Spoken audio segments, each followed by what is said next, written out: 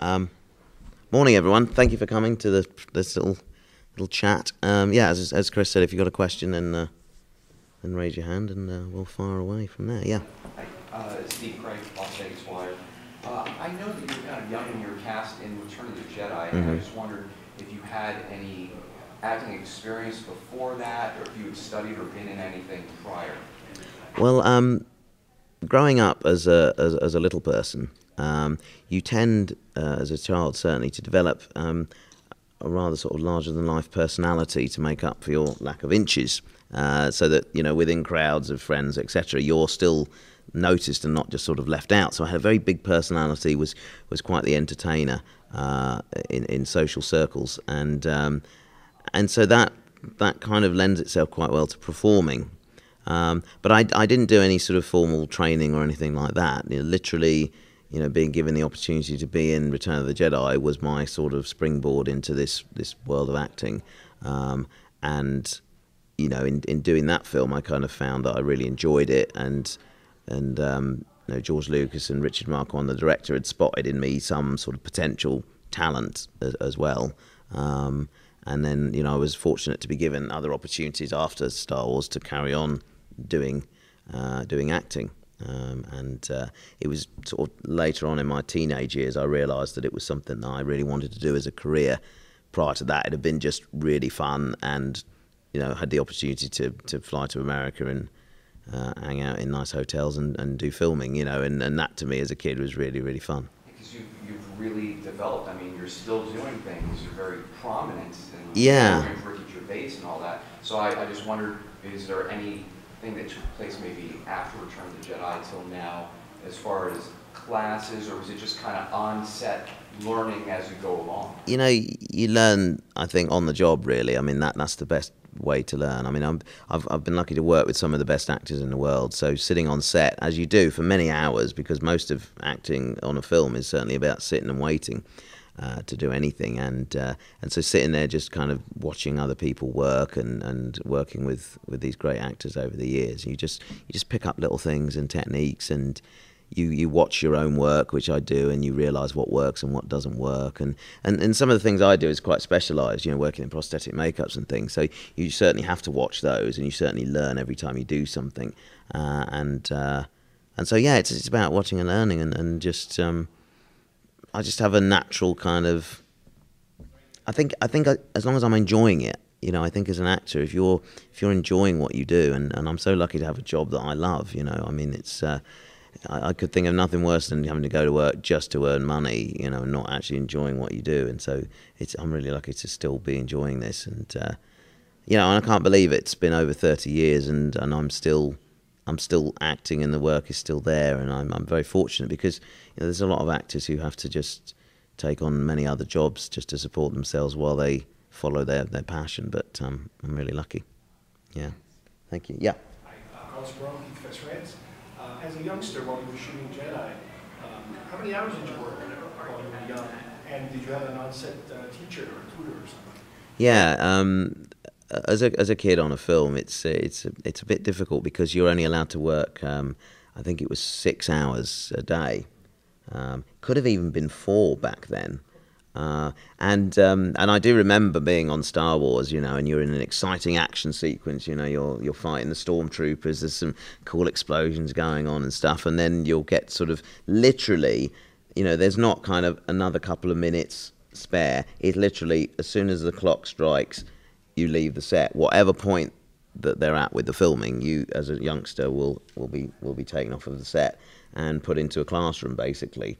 So I always say 1 minute I was battling stormtroopers, then I'm sort of wrestling with a maths equation. It was literally from one thing to the next.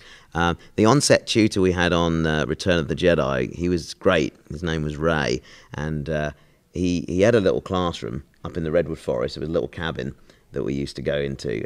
But he would do things like we would raise little chicks and things, and we would go on the walks through the forest and learn about the flora and fauna and the trees and everything else. And it was really quite interesting and very different education than I would have got back home in England. But growing up doing films and having tutors, I've probably benefited because you get one-on-one teaching as opposed to being in a classroom of 40 students. So I think I think it was great. And there's no better thing for a youngster than life experiences. You know, when we can and when it doesn't interrupt with school, I travel with my kids as much as possible, because seeing the world, learning about the world and other people, other cultures, etc. You know, I think it's sort of life enhancing, isn't it? And it gives them a lot of choices. You know, when you're growing up, then you know more about the world, and it broadens your choices of what you want to do and where you might want to travel in future as well. Cool. Yes. Hi, Steve Boss with Geek Best Friends. Have your children expressed any interest in, have they expressed any interest in, is that something that you might have encouraged? They have expressed interest in acting. They've actually made their on-screen debut in Harry Potter and the Deathly Hallows Part 2. Both Annabelle and Harrison played goblins in the film. If you watch the film carefully, the opening shot of Gringotts, there's a wide shot of the bank the first time we go into it, and you'll just see Annabelle and Harrison pulling a little cart full of gold across the middle of the floor.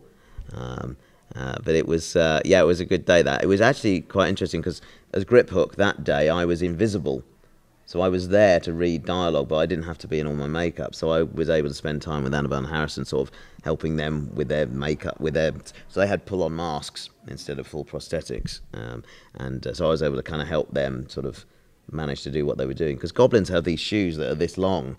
So Harrison, he's tiny. He was like walking with these shoes that almost were as tall as he was.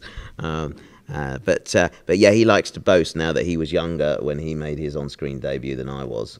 I think he was 7 or even 6 actually, and I was 11. So he enjoys teasing me with that. And they were both also in Jack the Giant Killer, which is out next year as well. So yeah, Harrison's already done 2 films before he was the age that I started. Yeah. Life Too Short, how weird was it to play yourself but not really play yourself?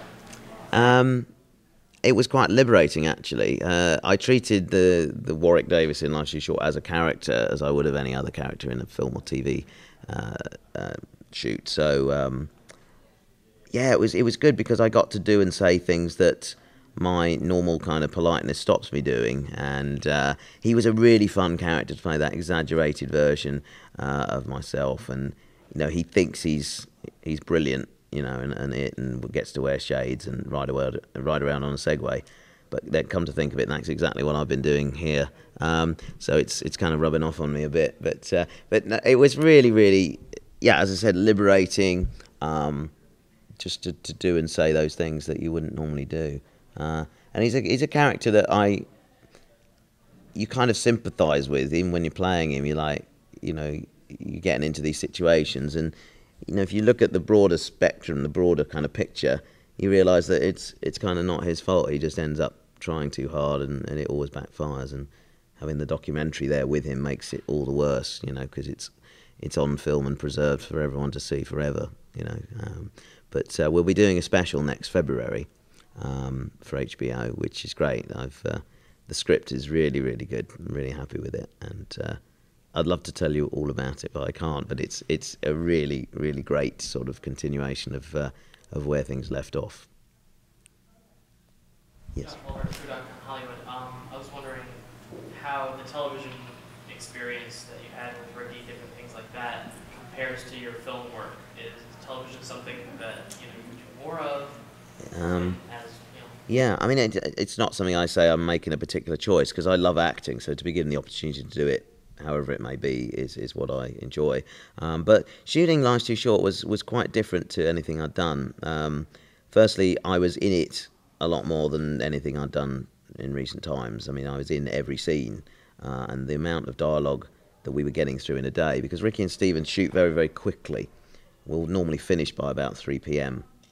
In a day. So we start at 8, finish at 3, done. Whereas on a normal film, you might work from sort of 7 in the morning through till 8 o'clock at night, and move at a much slower pace. But we were getting through 10 pages of script a day. So just learning the amount I had to learn and keep up with it. Otherwise, if I got behind, you know, it would be a disaster. So I had to you know, every waking minute for 6 weeks, I was learning the scripts and living Life's Too Short. It was that intensive.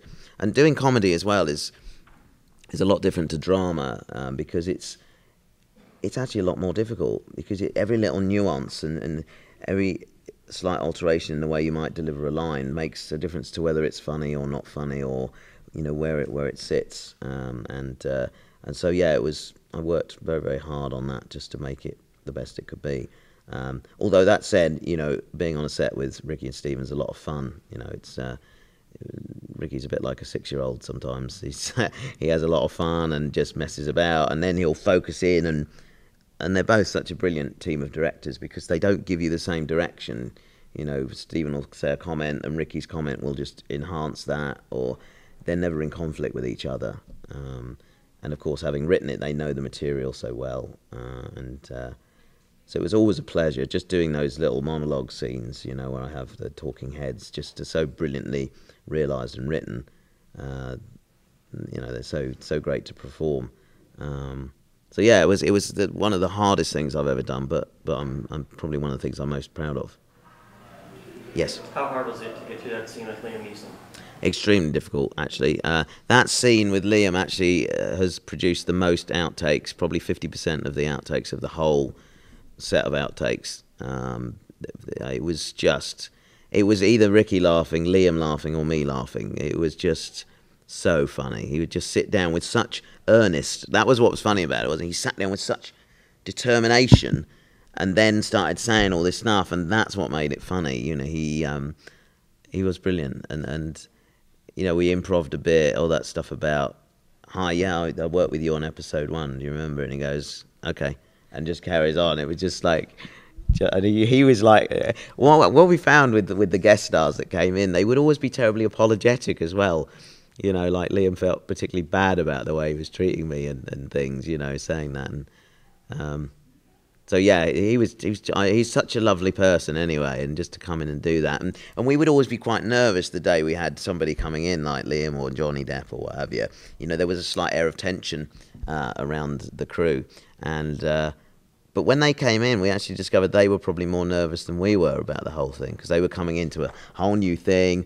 For Liam, certainly he was out of his comfort zone doing comedy, and so yeah, they were sort of wanting to be put at ease by all of us. And I remember the day with Johnny Depp was actually our last day of filming. To kind of pin him down for shooting was quite difficult, because he was working on his film, the vampire film at the same time, and it was the very, very last day of filming, and we thought we'd have him for maybe an hour or two and sort of get these scenes done. But he spent the whole day with us. I mean, just, come on, let's do it again. Let's try something else. And you never quite knew what he was going to do, actually. And if you watch the scene in The Office where he talks about Tim Allen, and the very end of it, he gets in a mood, because I laugh about how long Pirates of the Caribbean was, and he kicks the trash can, which was in the script, and then he walks up and tips a bowl of fruit over, like that. That was something he did. But on takes before that, he would do anything. You never knew what was going to happen.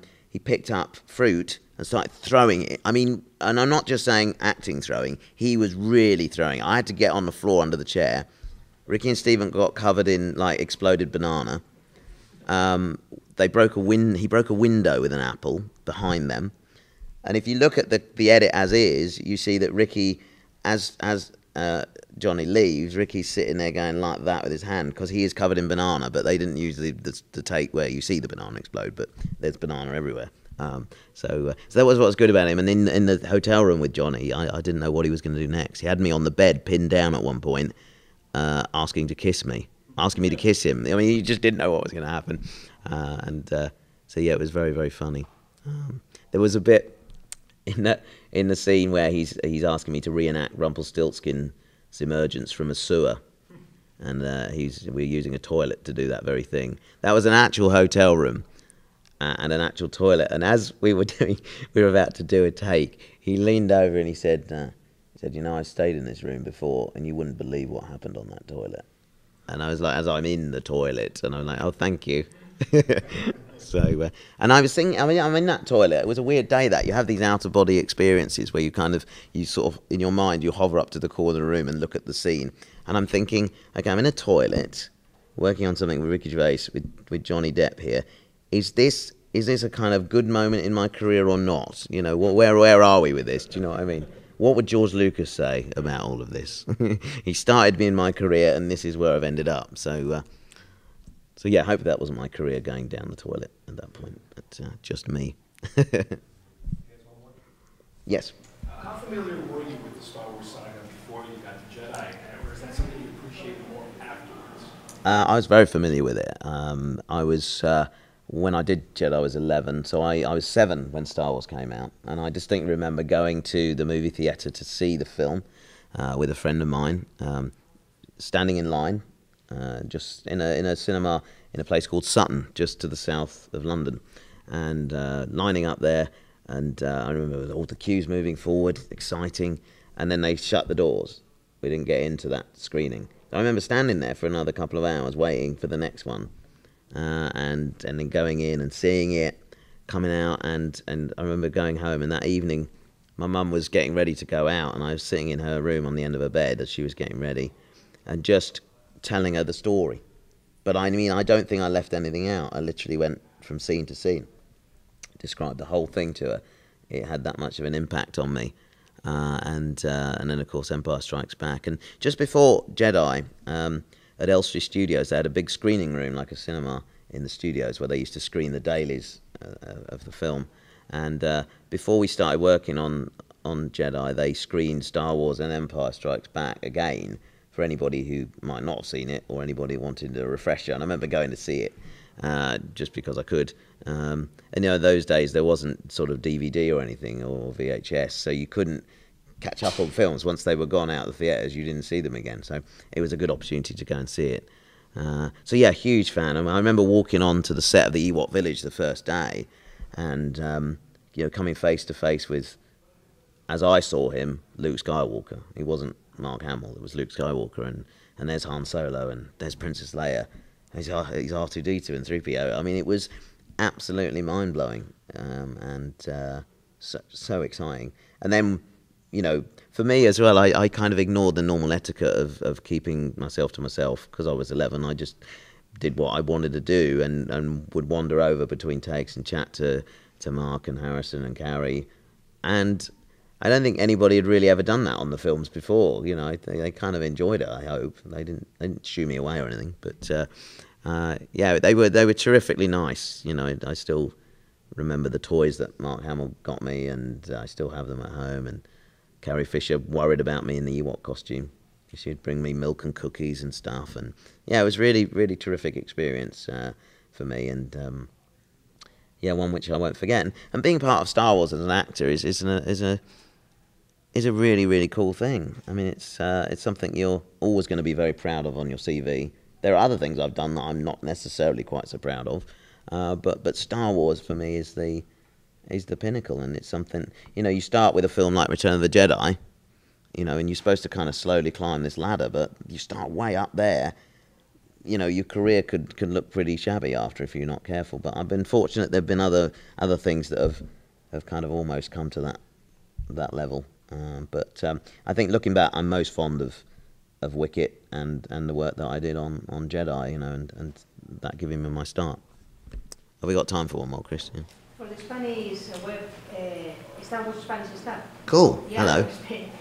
We have a page about collecting, and I would like to know how did you feel the first time you saw a little figure? Oh, and yes. it was you? It's very exciting, as an actor when you get a figure for the first time, and there indeed was a Wicket figure. Many of them I've seen this weekend here at the event. Some people have got the very original ones from 1983. And yeah, it's exciting. And then they'll bring out a newer one. The new Wicket was a bit more muscular. He's been sort of buffing up since the first time we saw him. But yeah, I've got a nice little collection in my office of different figures. One of the most exciting occasions for me was when I became a Lego figure. When you become a Lego, because Lego for me, I grew up with that, and then to become part of Lego. And I actually hold a record, actually, as an actor who has the most minifigures. There are 4 minifigures of characters that I've played. So there's Wicket, there's a Goblin, Grip Hook minifigure, there is a Professor Flitwick minifigure, and now I'm going to forget the last minifigure. What's the 4th one? You'll have to look it up. There is 4 anyway, trust me. And there's one other actor that's got 3. Harrison Ford's got 2. So yeah, I'm quite pleased with that particular honour. But yeah, and it's lovely to see what they release. You know, each year there's still things that are coming out of Wicket. There's little backpacks, lots of people have got on, a little Wicket clinging onto the back. There's just a whole myriad of things, and it is amazing, isn't it, when you think of the films, how far away we are from their original release, and how current the whole thing feels. You know, how they're still producing things, and there's still collectibles out there that are, you know, current, and yeah, it's astonishing. And you know, I've worked on other franchises like Harry Potter, and are we still going to be celebrating them in 30 years in the same way as we are Star Wars? It remains to be seen. But thank you very much for being here, everyone. It's very nice to see you this early, and thanks for supporting the event and writing about it. All right, cheers, thank you. Oh, can I just mention my game that's coming out as well? Might as well plug something while I'm here. But a game called Pocket Warwick, which is going to be for smartphones, iOS and Android at this point, and it comes out in October. And basically, you have a little Warwick Davis living in your phone, and you have to look after him and help develop his career. And it's something that I produced the game, created the game, and I'm quite excited about it. It'll be a free download. In the meantime, if you want to sort of point people towards the Facebook Pocket Warwick or the Twitter @Pocket Warwick, or go to my website to find out more. What's the name of the app? It's called Pocket Warwick. Pocket Warwick. Yeah, Pocket. Sorry, I should translate that, my English accent. But yeah, absolutely. I'll be talking a little bit about it at the show today at 11:30. We got some screenshots, and I'll show a little bit of the game as well if I'm daring enough. But we'll see. Thank you very much, guys. Cheers. Thank you.